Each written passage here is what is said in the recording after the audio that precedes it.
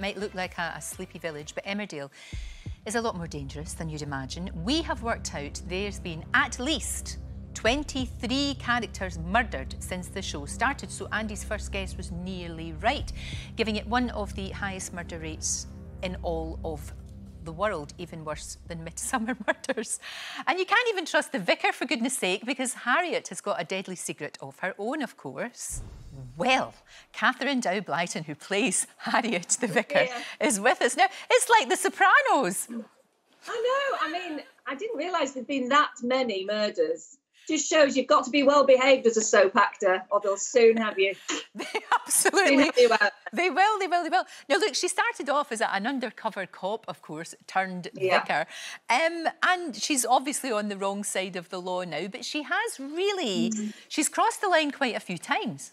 She has. She's not possibly the world's best vicar, to put it like that. But I always just like to think, well, you know, she makes mistakes, she's human, and kind of excuse it that way. But I think this is possibly pretty much the worst thing she could have done.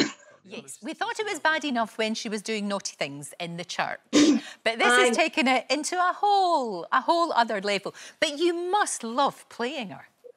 Oh, she's great. I mean, and, you know, she's got to snog Kane Dingle. Now, who's not going to enjoy that?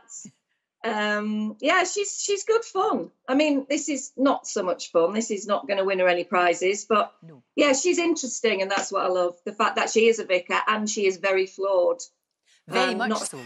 Very much so. Now, look, I guess this was the first, if you like, socially distanced murder, because, you know, you've got all these new rules in place now in Emmerdale, so that must have actually had a lot of challenges to make that feel realistic, to make it feel convincing, and yet still to be safe. Yeah. I mean, it was a bit of a worry because we didn't know, I certainly couldn't see how it was all going to work, but Duncan Foster, who directed it, obviously, and all the camera guys and the crew and everything had worked it out brilliantly. So that was a 2-metre distance crack on the head with a kettle, which I actually think looked like I was cracking him over the head with a kettle. So it did very well. And have you all become really used to this new way of working? Because it is totally different. But it's amazing how quickly, you know, I mean, we're the same. You know, we've got all these rules in place as well here, of course. And you kind of get used to it, don't you? Quite suddenly. It's a shame that we're not seeing as many of our actor chums because we're all in smaller groups and working just with the people in our storyline. So, excuse me, so that's a bit of a shame. But yeah, you do get used to it. We're all dripping with hand sanitizer. There are people walking around with 2-metre poles, making sure we stay apart. So they've got it all under control. So they've done really well. It's the same as here, and you feel, you know, you can get on with your job and you don't have that that constant worry because, you know, people are being very, very considerate and very focused on that, of course. But it was interesting because it's the whole of this whole experience that we're all living through. And you were saying it's changed you quite profoundly. You know, it does make you think about the huge things in life, doesn't it, that you normally wouldn't do. Yeah, I think you consider what is actually really important. You know, I've stopped buying as many clothes because you just think in lockdown I was possibly wearing 2 outfits for that entire time. You know, something to walk the dog, something possibly to change into after I'd walked the dog, and that was it. And you just think you buy stuff, you want to own things, and actually you just think, is it necessary? So it's made me think about that a lot. What I actually do need. Yeah, I can appreciate that. I'm sort of the same. I mean, I've got to wear different things for work, but the work wardrobe, I mean, at home, it's just various degrees of grey sweatshirts. It's like I was talking to Candice earlier on. She's given me some really good ideas, actually, today. But your sister works as a nurse, doesn't she? And did she not have COVID? Is she okay? Yeah, she is okay. She was very poorly. She wasn't in hospital, but she was for 2 weeks very poorly, and she had the test to say that she's got the antibodies. So now she's hopefully going to donate some plasma, which is I think what they're needing to do some, I don't know, some sort of what is it when they use yeah. No, that's right, with all the research that they're doing. Good for her. Not a doctor. But so she's hoping to donate some plasma. which is amazing. That's fantastic. And please give her our love and our thanks for the job that she does, because, you know, we tend to sort of forget that a little bit. You know, at the start of all of this, there was all the, you know, obviously the applauding the NHS quite rightly, but, you know, we should never lose sight of that. We've got to hold on to that. Now, there was something really, you talked about your dog, and Dexter, your dog, features a lot on your social media. I know that. Oh, he's so beautiful, look. Oh, he's always got a smile on his face.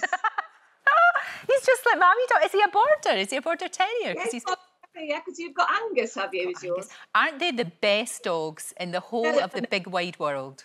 He's actually... Oh, he's actually still in bed. He doesn't get up till about 11:30, 12. Really? Yeah, he's still under the duvet. He's a teenager. Does he leave his room in a mess and pizzas under the bed and all that, and you've got to tidy up? You sort of go up and say hello to him, and he kind of just gives you one eye and goes like that. Nah, it's too early. I love that. It's brilliant. But social media is nuts, because there was a picture of you, and you looked absolutely fine. There's a picture of you, and somebody put on the thing that you were pregnant, which was a shock to you and to your boyfriend and to everyone. It would be more than a miracle, to be honest. But yeah, I think it's this immediate thing people have with Twitter.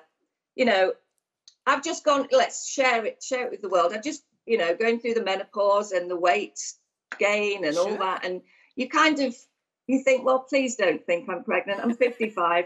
I'm HRT to the max. That is not, you know, that's just weight. Exactly.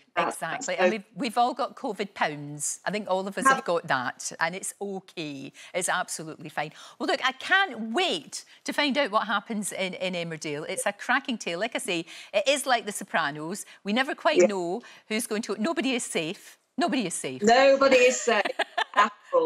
It's so lovely to talk to you. Thank you so much for joining us this morning. I really appreciate it, Katherine. Thank you so much. And your wee dog's gorgeous. Right, now, Emmerdale, as I said, continues tomorrow night, 7 o'clock on ITV. Don't forget, you can watch full episodes of Lorraine on the ITV Hub, and all the best clips, compilations and playlists right here on our channel.